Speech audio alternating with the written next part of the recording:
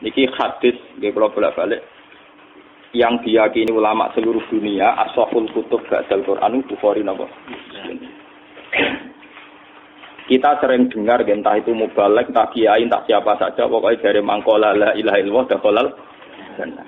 Wonten sing nambahi mustaiqinan biha qalbu napa mukhlison biha qalbu. Artinya ada yang nambahi mustaiqinan biha qalbu sing atine yakin tenan, wonten sing mukhlison biha napa qalbu sing ikhlas tenan mesti dakhalal jannah. Bahkan ada hadis yang lebih ekstrim yaitu zaman niku Abu Dzar sebagai seorang sahabat itu mensomasi. Ya Rasulullah wa in zana wa in saraka senajan to ya tau gento tau nyolong. Nabi jawab ya wa in zana wa in saraka senajan to tau gento tau nyolong. Abu Dzar cek protes, mosok Nabi wa in zana wa in saraka ya wa in zana wa in saraka. Sampai 3 kali. Kemudian sampai Nabi ngendikan, "Wes Abu Dzar kowe seneng ra seneng iku aku sing ngandani Jibril." Nah ini nanti karena hal ini sensitif, saya nerangkan nanti 3 tahap. 1 dari formal riwayat ya. Dan ini harus sampean pegang, formal apa? Riwayat. Nomor 2 kemudian asal usul kenapa manusia segampang itu memahami mangkola la ilaha illallah dakhalal jannah. Terus yang ketiga dari segi hakikat, hakikatul ilmi ya atau hakikatul ma'lum. Ya dari segi riwayat niki rukono ya.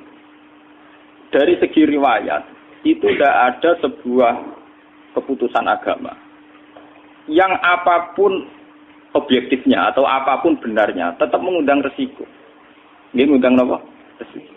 Agama Islam itu kan identik dengan Kanjeng Nabi Muhammad sallallahu alaihi wasallam. Dan jelas-jelas secara akurat, secara valid Abu Hurairah jelas-jelas didhawuhi Nabi kon nggih pengumuman nggih, nggih pengumuman mangqala la ilaha illallah mustaiqinan biha qalbu dakhalal wong sing nggih, wong sing yakin la ilaha illallah mesti mlebu swarga. Tapi ketika keputusan itu diumumkan oleh Umar, Abu Hurairah dicotos, nanti tiba. Karena Umar mikir, wong saiki apik, gelem salat, gelem zakat, gelem sopan, dan kadang nak waras ya gelem sedekah, gelem apian, nyepuro kancane barang pokoke do waras. Tapi gara-gara minimalis paham la ilaha illallah. Itu kan wong terus iso, agak zakat lah pokoke qala la ilaha illallah, medhit lah pokoke qala la ilaha illallah, gentol lah pokoke tetep qala la ilaha illallah. Sehingga dawuh Nabi begini oleh Umar dianggap bahaya. Mana Abu Hurairah? Jotos. Menawa kan Umar ya pinter ini. Jotos Abu Hurairah kan gak resiko, paling uteke sing salah paham. Dadi jotos ae. Bareng takon ning Kanjeng Nabi, "Napa betul ya Rasulullah engkau mengurus Abu Hurairah ngene?" Jare Kanjeng Nabi, "Yo, aku sing ngongkon." Abu Hurairah cerita, "Tapi kula dijotos ya Rasulullah." Akhirnya takok Umar, "Kok mbok jotos piye?" Itu bahaya sekali ya Rasulullah. Fakholihim ya malun, mbok biarkan manusia itu ngamal, ora usah jenengan ajari sing minimalis ngeten malah ruwet. Ternyata nek Kanjeng Nabi ngendikan fakholihim ya nak ngono aja ajarno. Jadi ki mubalek sing biasa ngomong ngono iku kudu tobat. Iku dhisik zaman Umar kafarahe dibatal. Dan perlu dicatat Rasulullah sudah merevisi itu, tidak boleh diriwayatkan. Jadi nak ngriwayatno kudu sempurna kaya kula ngajinya nganti banget. Akhirnya Nabi kan nuruti Umar, fakol. Ya sudah jangan sebarluaskan, jangan publikasikan, jangan maklum. Aku nanti tangklit Hansar, gak ngono Gus Umar dari sahabat kok wani Nabi ne, cangkemmu. Umar ya sahabat tapi mertuane. Boyo ngaji ku mikir ngono. Ya Umar sahabat tapi apa? Mertuane. Nah, mertua ndak dimantu ya. Gus aku mau gawe guyon, aku yo gawe guyon. Saya sahabat kok wani Kanjeng Nabi ya Pak. Mantune apik kandhane mertuane ya nurut pasal iki. Ini dari segi apa? Riwayat. Riwayat absah yang diyakini sahih oleh ulama. Ini ku Bukhari napa? Muslim. Mbok takokno ulama Wahabi dadi Allah nggih ngakon. Kalau Bukhari Muslim itu kitab sahih. Kemudian kedua riwayatnya Mu'adz. Nggih niku pas nate sak unta, sak tunggangan mbek Kanjeng Nabi dawuh seperti yang didhawuhno ning gone Abu Hurairah. Pokoknya mangkola la ilaha iku haramahu alam, gak bakar mlebu neraka. Tapi ketika Mu'adz ini berbalik, yes, kalau riwayatnya Mu'adz itu berbalik, artinya ketika Nabi ngendikan begitu, Mu'adz langsung senang. Ya Rasulullah, afala ubasyiru binnas. Ini kan berita baik, apa boleh saya umumkan? Jadi Mu'adz langsung ingin supaya umat itu senang.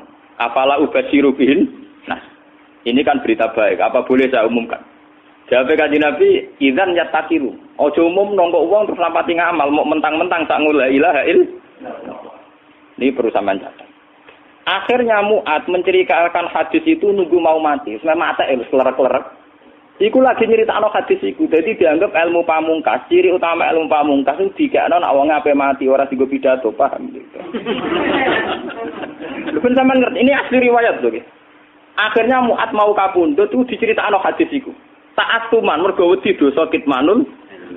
Sehingga mulai angkatan sahabat tabi'in ini kira nyeritakno hadis iki ngenteni meh mati, paham ya? Ora go modal bidah. Saiki mboten enten etika ngoten mboten. Sing pidato ya mergo ora paham. Aku yakin sing pidato ora tau maca hadis iki lengkap. Wong dene dhewe ya ngutip. Sing rungokno ya tambah ora paham. Wis ora paham seneng mergo mlebu swargamu murah cocok kakek paham ya. Jadi ku asal usule nih. Tapi teks asli tentang jaminan mangkola la ilaha illallah dakhalal jannah itu ngalami kayak begini. Ngalami dialog ilmiah, ngalami pertimbangan sebab akibat. Dan akan bahaya kalau manusia meyakini la ilaha illallah kemudian langsung dakhalal jannah. Makanya Nabi disomasi Umar, "Faqal lihim ya'malun." Jangan begitu ya Rasulullah, manusia biar saja. Enggak usah ngendikani begitu, mari enak-enakan. Enggak usah ngamal mergo mentang-mentang wis sekolah la ilaha illallah. Itu dari segi riwayat. Akhirnya dari Nabi sampai tabi'in sampai kita, riwayat itu sampai kita itu nunggu inda wautihi, yaitu kalau sudah mau mati baru diriwayatkan ke muridnya, ke anaknya. Begitu terus. Sampai zaman edan ini juga modal bidah. Mulane kadang bener riwayat zaman akhiru kasirun kutobahu qalilun ulama'u. Sing tukang pidato akeh, ulama emosi. Artinya apa? Agama yang sampai ke masyarakat itu kan yang versi mubalek. Karena rata-rata ulama ora iso pidato, mergo ora lucu. Sing pidatone lucu laris, tapi cara menyebarkan agama bener ora tau sinau. Lah dina mlepuk ping 3 le sinau kapan? Paham? Dina kok pidato ping iku le mutolaah aku kapan? Gua boten ate pengajian teko, mbok tampa kula ngundang pengajian itu boten ate. Omong terkenal. Oh tenan. Tapi rata-rata sing diundang balik rata-rata nanti ngaji kula mesti kula nuwun tenan ampun tenan. Ya itu jualan kula nggih sing khas ulama ben ulama. Ulama wis mulang ngaten iki ora usah pidato. Sing ngundang dosa. Paham? Ngundang dosa. Kula sering diundang yang tak omongi, kowe ojo gambar ulama kon pidato. Tapi niku kersane wonten ulama sing pidato. Dosa.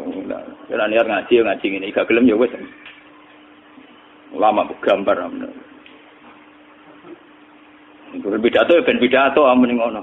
Tapi ya muga-muga tobat nak gawe ajaran salah. Jadi bahaya sekali. Makanya ini kembali itu tadi saya mengatakan dari segi riwayat ya. Asal usulnya hadis mangqala la ilaha illallah dakhalal jannah. Ternyata Rasulullah itu disomasi Umar. Itu bahaya sekali ya Rasulullah kalau itu dimaklumatkan, dipublikasikan. Nyatanya Nabi nuruti faqal lihim ya'malun. Begitu juga ketika era Mu'ad. Ketika Mu'ad minta supaya itu disebarluaskan oleh Nabi ya jangan. Sehingga Mu'ad meriwayatkan itu nunggu indah mautihi ta'atuman karena takut kitmanul ilmi meskipun gitu tetap diberitakan tapi nunggu dekati mati. Dan cara memberitakan Mu'ad murni karena takut menyimpan ilmu. Kalau disimpan Mu'ad kan bahaya, ilmu itu tidak sampai ke tabi'in, tidak sampai ke kita kan. Andai kan saat itu Mu'ad tidak tapi kalau menceritakan secara berlebihan, secara arogansi, secara memanfaatkan, nanti juga menjadi Islam yang gento-gento, mergo mentang-mentang, wis modal, la ilaha illallah. Itu bahayanya kalau diceritakan secara ngawur, melahirkan Islam gento. Mentang-mentang mangqala la ilaha illallah. Tapi kalau tidak ada menceritakan sama sekali, ilmu ini hilang. Sehingga kita baca dua riwayat ini sudah sempurna. Riwayatnya tetap kita sampaikan, tapi sempurna. Termasuk pertimbangan fakholihim ya'malu. Terus nomor 2, saya bicara dari segi syariat. Ini dari segi riwayat. Kita punya trauma, entah itu fiktif, entah nyata, entah apalah. Kita punya trauma kasus Siti Jenar. Orang yang mendalami la ilaha illallah secara intensif, ya, entah itu disebut kalimat sodo, bosuluk, boseloko, mbah kono semua. Orang yang memahami la ilaha illallah secara intensif, itu pasti menuju ilmu hakikat. Dan menuju ilmu hakikat pasti ngalami hakikat yang khoyali. Ini rungokno tenan iki. Hakikat yang nopo? Khoyali. Dan hakikat yang khoyali ini mulai menipu.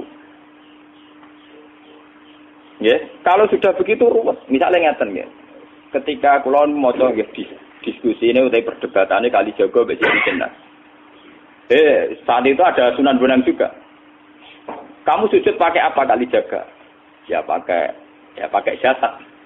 Dari Siti Jenar. Daging kamu itu hanya onggokan daging. Nanti itu jadi bangkai.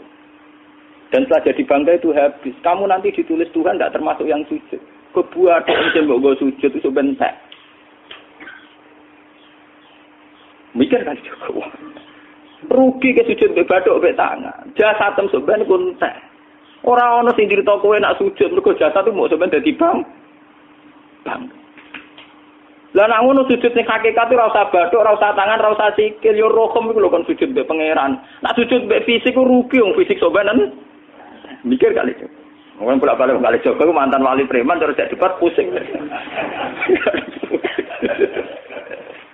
Siti Jenar tahu belajar tak tahu meneng Irak.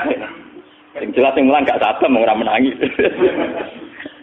Wah, ini menjadi perdebatan. Sehingga keyakinannya kayak Siti Jenar, la ilaha illallah itu ya wahdatul wujud itu, innalillahi wa inna ilaihi. Selama ini kalau orang syariat misalnya, orang syariat itu kalau ada orang mati, misalnya Kak Ruhin mati, ini aku kan muni innalillahi wa inna ilaihi raji'un, saiki Ruhin wis mate. Mate itu balik ning pengen. Itu cara wong hakikat kan salah besar. Orang mati itu tidak ada. Cara ilmu hakikat dan orang mati itu tidak ada. Roh ini tersiksa di alam fisik. Jadi ruh ini tersiksa di alam fisik.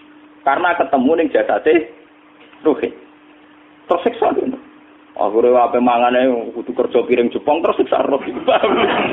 Asal roti mau tersiksa.